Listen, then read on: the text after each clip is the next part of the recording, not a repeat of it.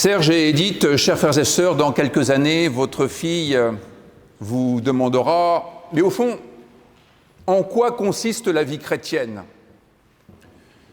Quelle est donc la raison pour laquelle vous m'avez fait baptiser et quelles en sont les conséquences pour moi ?» Eh bien, dans ce cas-là, vous pourrez lui rappeler les derniers mots de l'évangile de Marc. Un chrétien, on le reconnaît parce qu'il chasse les démons, il parle de nouvelles langues, il lève les serpents, et s'il boit du poison, il ne craint aucun mal. Et ce n'est pas fini, il pose les mains sur les malades et ils obtiennent du beau, de la beauté. Bref, vous en conviendrez, à peu de choses près, ce que l'on fait au quotidien. Alors avant de revenir sur ces différents aspects de la vie chrétienne, intéressons-nous d'abord à ce qui rend cela possible, le salut. D'une part, il est indiqué que le croyant sera sauvé comme le baptisé, et c'est plutôt bon signe pour votre fille qui va être au bénéfice du sacrement du baptême. D'autre part, il est indiqué que celui qui ne croira pas sera jugé. Eh bien, souvent dans nos traductions, et notamment la Louis II que vous avez sous les yeux, il n'est pas question de jugement, il est question de condamnation.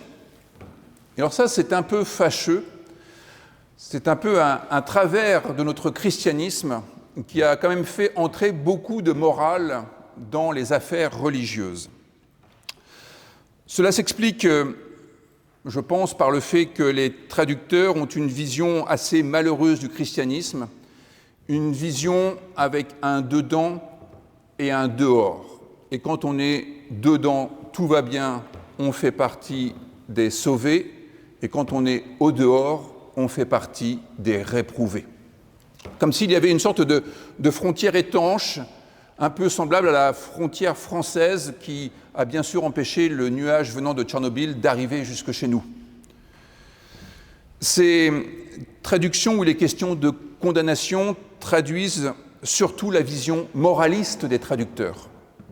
Ceux-ci voudraient qu'il y ait d'un côté les croyants, et pour eux tout va bien, ils sont récompensés par Dieu, et puis de l'autre il y a les mécréants, et eux ils sont punis par Dieu, livrés aux pires abominations.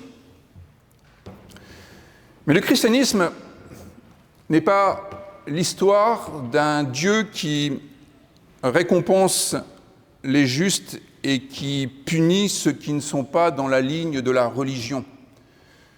Et le christianisme ne fonctionne pas selon une ligne morale.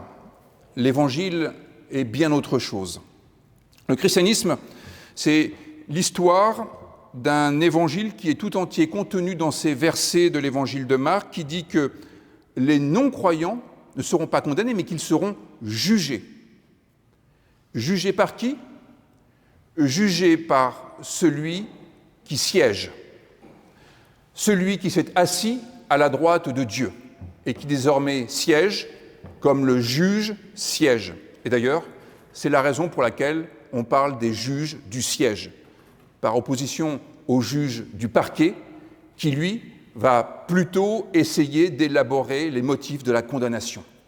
Mais au final, c'est le juge du siège qui juge. Et il ne juge pas forcément pour condamner. Il ne juge pas non plus forcément pour la relaxe. Il juge d'abord pour faire émerger la vérité d'une situation. Bien sûr qu'il pourra dire, et c'est la vérité de la situation, qui est la victime, qui est le coupable, mais plus que cela, pouvoir établir l'enchaînement des faits et pouvoir les remettre dans leur contexte. Bien. Ici, celui qui siège à la droite de Dieu, c'est Jésus. En disant que Jésus a été enlevé au ciel, la Bible indique que Jésus n'est plus physiquement présent parmi nous, mais qu'il exerce sa souveraineté sur notre vie. Cette souveraineté, la souveraineté de Jésus, c'est le fait de nous juger, non pour nous punir, mais pour nous sauver. Et dans une certaine mesure, Ces textes que vous avez choisis, dans le livre des Proverbes, dans l'Épître aux Corinthiens, disent que l'activité parentale et l'activité de Dieu consiste à nous sauver de l'ignorance, de l'obscurantisme, pour nous sauver d'un état où nous serions les esclaves de ceux qui savent. Nous serions dans une situation de servilité envers ceux qui ont les clés, qui ont les codes. Pourquoi éduquons-nous nos enfants? Pour les rendre libres. Libres de pouvoir s'orienter, libres de pouvoir se déterminer par leur faculté de jugement. L'éducation est ce qui nous sauve de l'ignorance, et l'ignorance, c'est ce qui nous rend esclaves. Esclaves des autres. Esclaves des mécanismes du monde. La justice divine, elle n'est pas là pour condamner, et avec Martin Luther, le réformateur protestant, on l'a bien en tête, la justice divine est là pour justifier. Et c'est sensiblement différent. La justice divine est là pour nous rendre justes. Alors bien sûr, parfois, il faut bien dire ce qui ne va pas très bien, ce qui cloche, pour que nous puissions l'ajuster, pour que nous puissions progresser. Imagine-t-on Luis Enrique regarder les joueurs du PSG tranquillement en leur disant « Bon, ben voilà, rien n'a changé ». Non, il y a un travail patient, un travail de corps à corps pour préciser les gestes, préciser les enchaînements, augmenter l'intelligence de jeu. Et quand il juge, ce n'est pas pour condamner et éliminer, mais c'est pour que les uns et les autres progressent vers un niveau supérieur de jeu. Eh bien, c'est la même chose pour nous. Vous éduquez votre fille pour hisser son niveau de jeu et qu'elle soit capable de respecter les règles en apportant son génie personnel. Et pour avoir un génie personnel, il faut d'abord connaître les règles, le fonctionnement, et ensuite connaître nos capacités et avoir une idée un peu plus précise de ce qu'il est possible de faire avec les autres. La justice de Dieu a pour objectif de rendre juste le pécheur que nous sommes. Et le pécheur, ce n'est pas quelqu'un qui serait condamné par un jugement moral. C'est pour cela que l'épître de Paul aux Corinthiens est tout à fait intéressante. Le pécheur, c'est celui qui ne voit la vie que de manière obscure. Celui qui voit la vie comme par un miroir, vous voyez, une image déformée, surtout à l'époque de l'apôtre Paul, où les miroirs étaient des plaques de métal frottées, lustrées, mais qui ne donnaient pas une image très nette. Le but de l'éducation est de donner une image plus nette de ce qu'est la vie, pour pouvoir mieux s'orienter et de pouvoir mieux se projeter ainsi. Être justifié, c'est en quelque sorte recevoir l'éducation nécessaire pour ne plus avoir la vue courte, pour ne plus se tromper d'objectif. Dit d'une manière théologique, le jugement de Dieu nous sauve du péché. Et nous allons voir ce que cela signifie plus précisément. Pour le moment, observons que le verbe « juger », katakrino, désigne en fait le fait d'examiner de haut en bas. Juger, ce n'est pas condamner, c'est examiner de haut en bas. Krino, krinomai, c'est ce qui a donné la critique. Et la critique, ce n'est pas négatif. La critique, c'est ce qui permet d'exercer son esprit de discernement pour repérer ce qui va bien et ce qui mérite d'être amélioré. Dans la vie chrétienne, ce jugement est symbolisé par le baptême, justement. Le jugement de Dieu est symbolisé par le baptême. Le baptême dont il est question dans ce texte. Pourquoi est-il important de baptiser? Pourquoi baptisons-nous encore? Pour faire entendre à ceux qui vont être baptisés le jugement de Dieu. Le jugement dernier. Le jugement après lequel aucune parole n'est nécessaire pour dire qui est la personne qui est baptisée. C'est ça le jugement dernier. C'est le jugement qui vient en bout du bout dire la vérité ultime, dernière, sur la personne. Si le baptisé est sauvé, comme le dit ce texte, c'est parce qu'il a entendu le jugement de Dieu sur lui le jour de son baptême. Et le jugement de Dieu sur votre fille aujourd'hui, c'est oui. Le jugement de Dieu, c'est oui. Oui, il est juste et bon qu'elle soit là. Le jugement dernier, c'est un oui. Le jugement dernier prononcé sur la personne baptisée, c'est qu'elle entend qu'elle est fils ou fille de Dieu, en qui l'Éternel a mis toute son affection. Et cela, rien ni personne ne pourra lui retirer.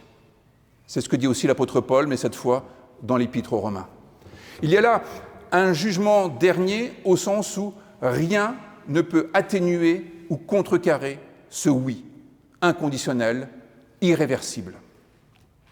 Il n'y a rien à ajouter à ce oui qui est dit pour l'éternité. Et c'est ce oui qui nous sauve. C'est un oui qui nous sauve de l'angoisse terrible qui nous assaille parfois quand nous nous demandons s'il est encore juste et bon que nous soyons là. Que ce soit par un syndrome de l'imposteur ou que ce soit parce que nous avons l'impression que nous n'allons pas y arriver, que la vie est au-dessus de nos forces, peut-être parfois au-dessus de notre morale. Le baptême dit qu'il est juste et bon que tu sois là, par grâce seule. Il n'y a rien à ajouter pour t'assurer d'une dignité totale, inconditionnelle, irréversible. C'est un jugement dernier. Et voyez, tout l'évangile est là, dans cette fin de l'évangile de Marc, dans ce jugement de Dieu qui n'a vraiment rien d'une condamnation.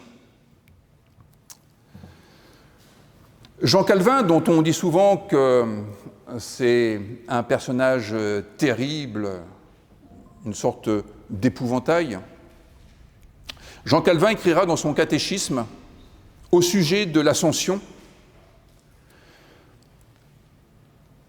que l'Ascension nous fait comprendre, l'Ascension nous révèle, et là je le cite, j'ouvre les guillemets, « Nous n'avons à comparaître devant aucun juge que devant celui-là même qui est notre avocat et qui a pris notre cause en main pour la défendre. » Vous voyez, Jean Calvin, dont on dit que c'est quand même une sorte de père fouettard, est celui qui nous dit que nous n'avons rien à craindre du jugement de Dieu, car en l'occurrence, nous comparaîtrons devant celui qui a été notre avocat, le Christ Jésus. Et donc, ce n'est pas pour être condamnés que nous sommes jugés, mais pour être sauvés. Sauvés de la mauvaise image que nous pouvons avoir de nous. Sauvés de ce qu'on a pu dire de nous et qui n'était qu'une part infime de notre vérité profonde. Et c'est cela, le cœur de l'évangélisation. Quand on se demande ce que signifie évangéliser, c'est annoncer cela à ceux qui sont autour de nous.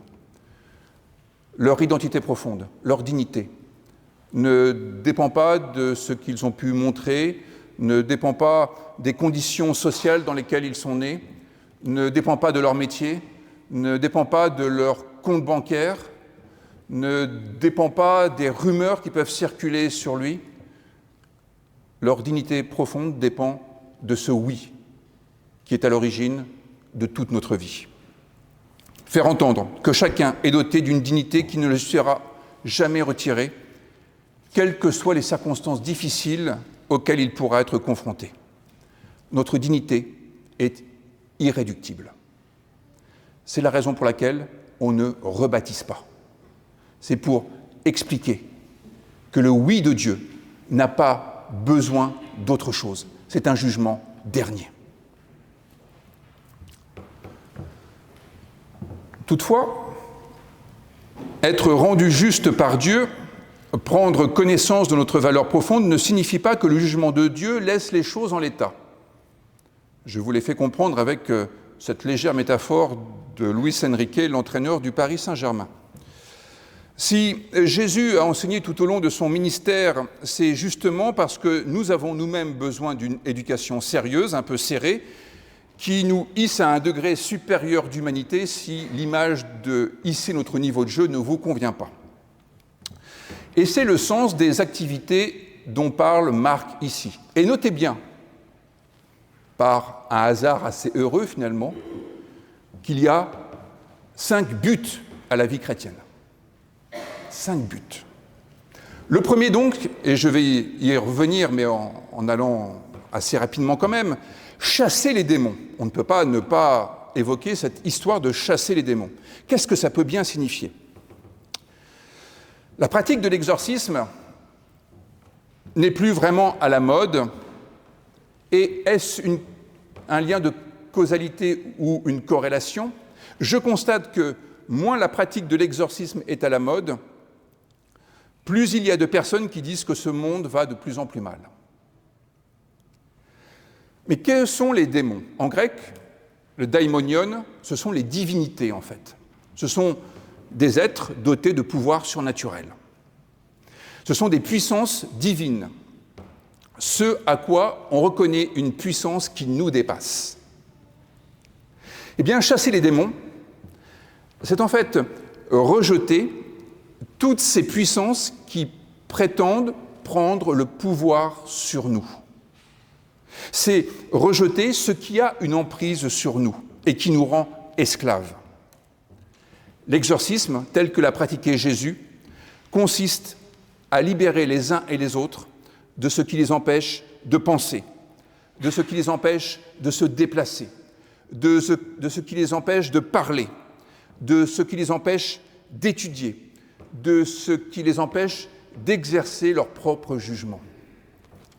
Chasser les démons, c'est, en ce qui concerne votre fille par exemple, la libérer de toutes les mainmises qui peuvent l'empêcher de s'épanouir personnellement.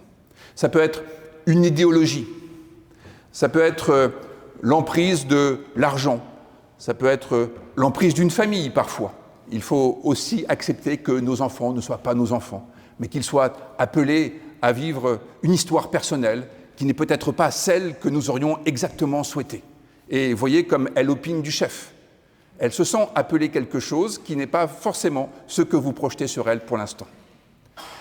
Chasser les démons, c'est libérer les gens des déterminismes dans lesquels ils sont nés, ou les libérer de tout ce qu'on a pu leur mettre sur les épaules et qui les empêche d'être eux-mêmes. Parler de nouvelles langues, bon, ça semble plus raisonnable. On peut espérer que nos enfants parlent un maximum de langues différentes. Mais ce qui est intéressant, c'est que dire que l'un des objectifs du christianisme est de parler de nouvelles langues, c'est de dire que le christianisme ne se suffit pas à lui-même et que les chrétiens ne se suffisent pas à eux-mêmes. La perspective chrétienne est d'aller à la rencontre de l'autre. Non pas pour lui imposer notre langue, non pas pour lui imposer nos idées, nos convictions, mais pour le rejoindre dans ses convictions, dans son univers, dans sa culture, et nous mettre à son écoute, et pouvoir nous enrichir de la sagesse dont il est dépositaire.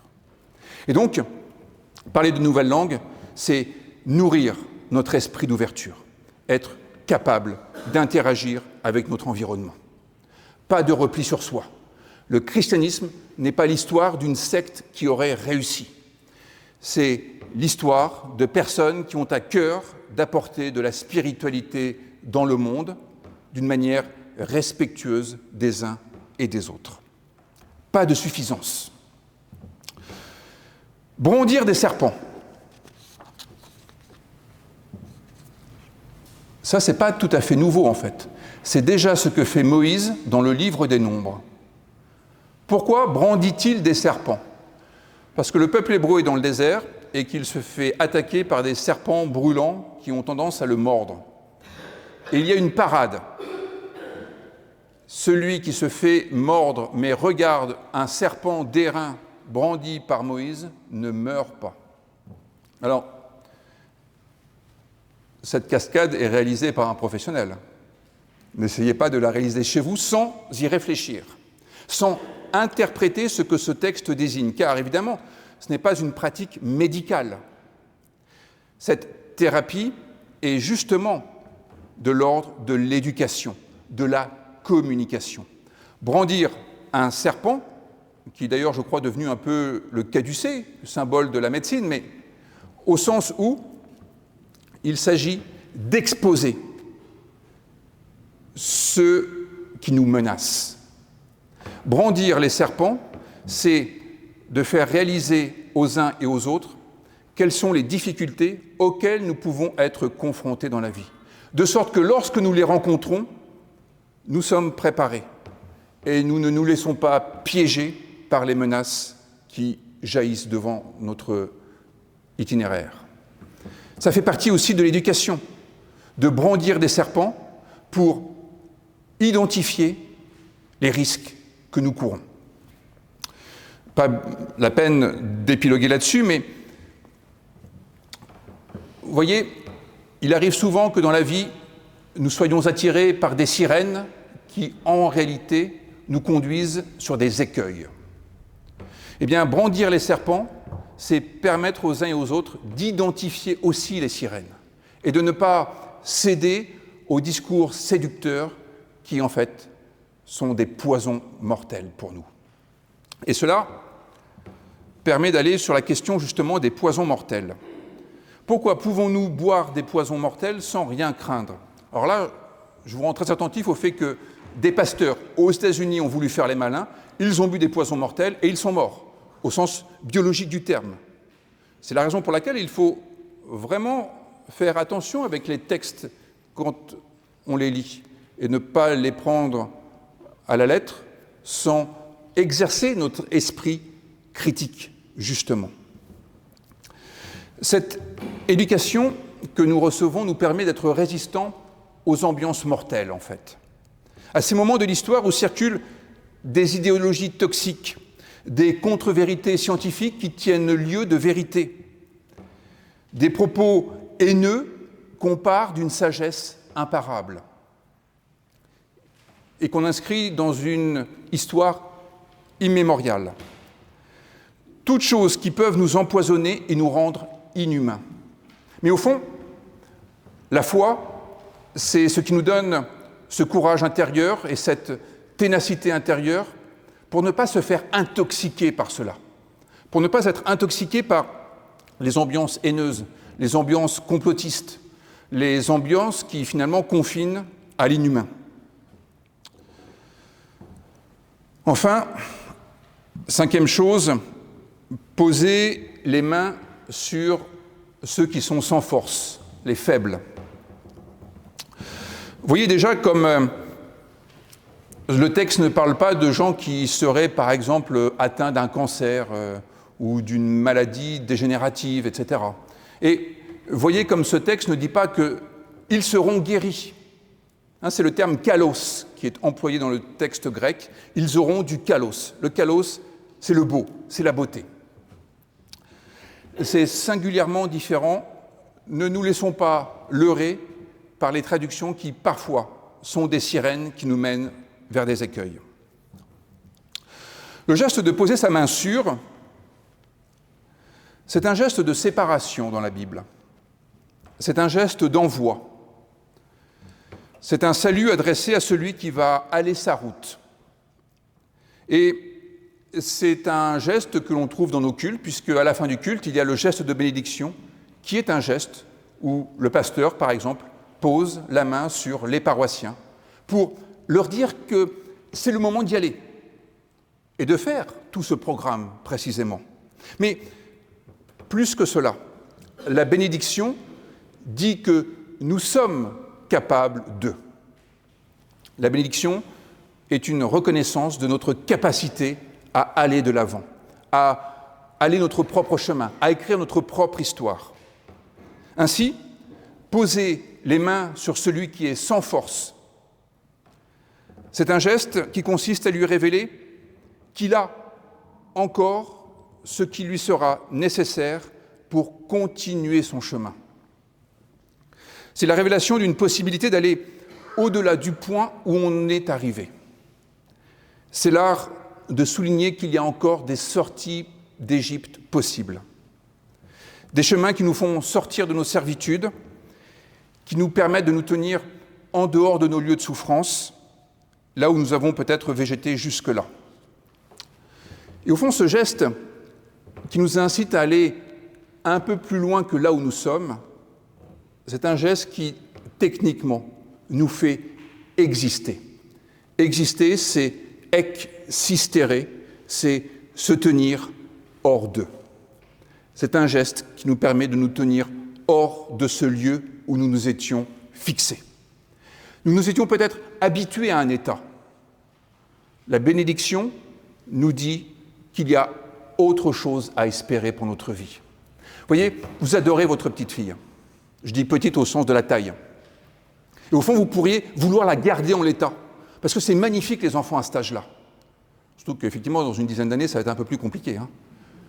Et il n'y aurait rien de plus contraire à la foi chrétienne que de l'empêcher d'exister, de se tenir hors de cet état magnifique où elle est actuellement, mais en sachant qu'elle est appelée à vivre des choses avec une beauté encore plus resplendissante. Au fond, ce geste, c'est de dire, même à ceux qui ont le sentiment d'être au bout de leur vie, que tu vaux plus que ce que tu es là. Et c'est aussi une manière de dire aux uns et aux autres, tu vaux plus que ce que tu as pu dire, tu vaux plus que tes actes, tu vaux plus que tes pensées actuelles. Il y a encore un chemin d'humanité devant toi. Pas forcément d'être dans une forme tonitruante et de pouvoir courir le 100 mètres en 10 secondes, mais de pouvoir repérer la beauté de la vie, disponible pour nous encore aujourd'hui. Et c'est là peut-être le travail le plus important pour les parents, déguiser le regard de nos enfants pour qu'ils puissent à jamais repérer les beautés qui émaillent notre existence. Dire que Jésus est au ciel, c'est une manière de dire qu'il siège pour nous juger. Et le jugement de Jésus, c'est de nous dégager de toutes ces scories qui nous font mal voir la vie à laquelle nous sommes appelés. C'est un jugement qui nous libère peut-être des boulets du passé, de ce que j'appelais ces déterminismes du départ, mais qui surtout libère notre regard pour voir tout ce qui est encore à espérer. Dire que Jésus est au ciel et qu'il siège à la droite de Dieu, c'est dire qu'il nous a sauvés, une fois pour toutes, de l'esprit de défaite, en ressuscitant en nous le goût d'une vie menée en toute liberté qui a tout d'un triomphe. Amen.